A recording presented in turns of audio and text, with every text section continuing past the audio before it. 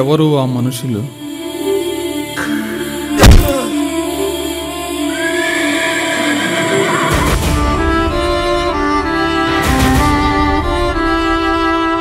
అదెందుకు గుర్తొచ్చింది ఇప్పుడు? పోరాడి గెలిచి దానం చేయి, లేదా పోరాడి చచ్చి అమరుడిగా. వారికి ప్రేమ దక్కింది.